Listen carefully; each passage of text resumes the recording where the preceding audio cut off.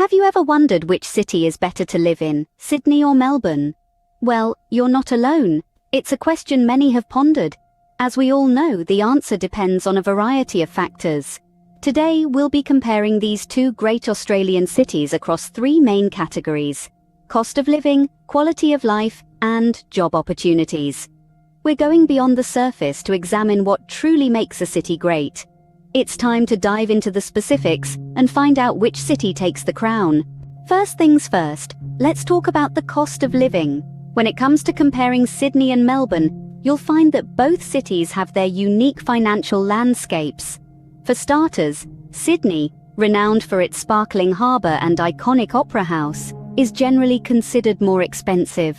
The housing costs here can be quite steep, and the price of everyday essentials like food and transportation also tend to be higher.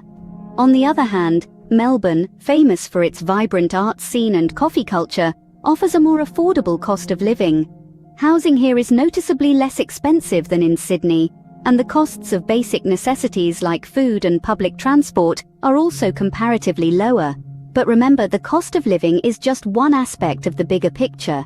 It's crucial to factor in your personal lifestyle, income, and preferences too.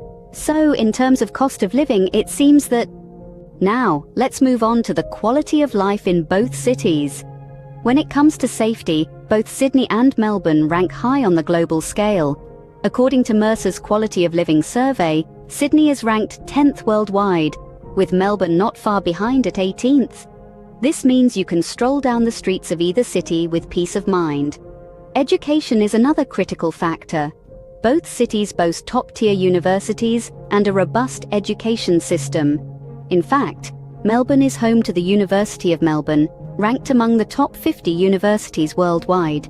Healthcare in Sydney and Melbourne is world-class, with both cities having a high ratio of healthcare professionals to residents. The Australian healthcare system is known for its efficiency and accessibility, and both cities are no exceptions. Now, let's talk about culture. Sydney, with its iconic opera house, is a hub for performing arts.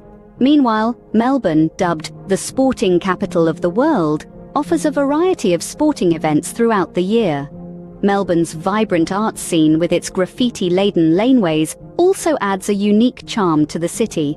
So, whether you're an art connoisseur, a sports enthusiast, or simply someone who values safety, education, and top-notch healthcare, both Sydney and Melbourne have a lot to offer. Interesting, isn't it?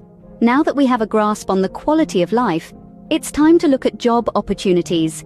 Job opportunities can be a decisive factor when choosing between cities. So, how do Sydney and Melbourne fare? Let's kick off with the job market. Sydney, known as Australia's financial capital, houses numerous multinational companies, offering a wide variety of roles in sectors like finance, technology, and tourism.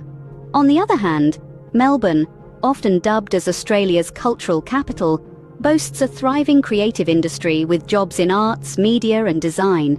Moving on to unemployment rates. While these fluctuate, both cities generally have low unemployment rates, with Sydney slightly lower than Melbourne. This suggests that job seekers might have a marginally easier time finding work in Sydney. And finally, the average salary. Both cities offer competitive salaries, but Sydney typically edges out Melbourne. However, remember, the cost of living is higher in Sydney, which might offset the higher salary. Well, that's quite a comparison when it comes to job opportunities. So, after comparing the cost of living, quality of life, and job opportunities, which city comes out on top? Well, let's recap. When it comes to the cost of living, Sydney is a bit on the pricier side compared to Melbourne. Quality of life? They both have their unique charms, but Melbourne's vibrant arts scene and more laid-back vibe might just edge ahead for some. In terms of job opportunities, it's a tie. Sydney offers more in sectors like finance and tech, while Melbourne shines in arts, education, and healthcare. So, weighing all these factors, it seems Melbourne offers a better combination for most. But let's not forget, it's not just about the numbers. It's about the feel of the city, your lifestyle, and what you value most. And there you have it. But remember, the best city for you will always depend on your personal preferences and circumstances. So, Where would you like to live, Sydney or Melbourne?